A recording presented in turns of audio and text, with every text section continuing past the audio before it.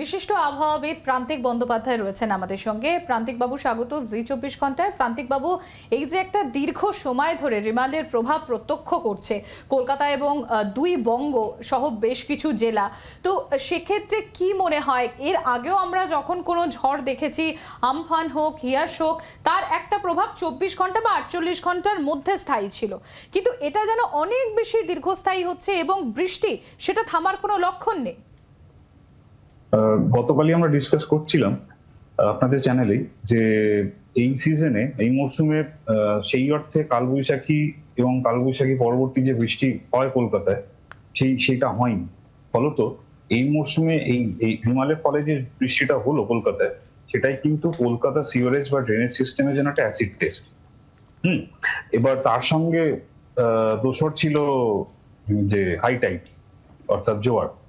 এই জোয়ার মানে কলকাতার, মানে কালকে আমরা বলছিলাম কলকাতার শেপের জন্য কলকাতার জল জমে সেটাকে ভরা কোটালও রয়েছে। হ্যাঁ, ভরা কোটাল, কাজেই ইট মেক্স এভরিথিং ওয়ার্স। কলকাতার যে জল জমছে, কলকাতার এই বাটির মতন শেপ হওয়ার জন্য কলকাতার জল ন্যাচারালি কিন্তু গঙ্গায় গিয়ে পড়ে না, তাকে পাম্প আউট করতে হয়।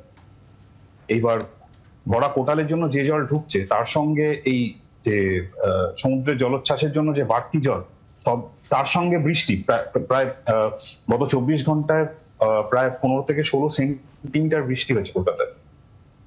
এই অতি মানে এক্সট্রিম হেভি রেনফল, যেটা আমাদের আইএমডির পরিভাষায়, এই 15-16 সেন্টিমিটার বৃষ্টি, তার সঙ্গে ভরা কোটাল, তার সঙ্গে জলোচ্ছ্বাস, এই জল সামলানোর মতন পরিকাঠামো সত্যিই কলকাতার এই মুহূর্তে নেই। এবং আমাদের একটু যতই কষ্ট হোক, একটু ধৈর্য ধরতেই হবে, আমাদের কোঅপারেট করতেই হবে প্রশাসনের সঙ্গে। এবং দ্বিতীয়ত, বহু জায়গায় এখনো বিদ্যুৎ যেটা বাধ্য হয়েই লোডশেডিং করাতে হয়, লোডশেডিং বলবো না, বাধ্য হয়েই বিদ্যুৎ আমাদের কানেকশন কেটে দিতে হয়, কারণ যদি পাওয়ার কাটও চলছে।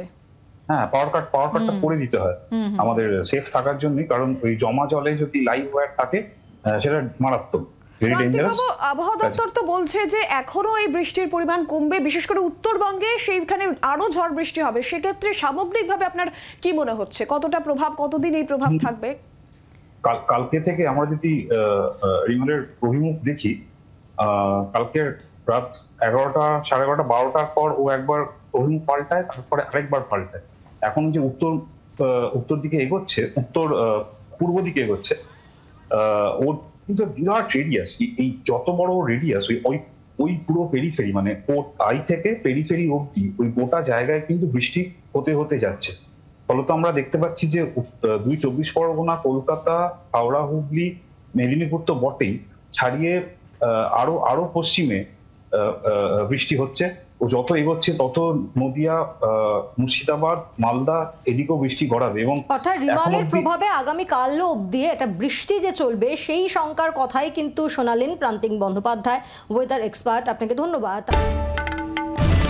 বাংলার আওয়াজ, বাঙালির আবেগ, জি 24 ঘন্টা।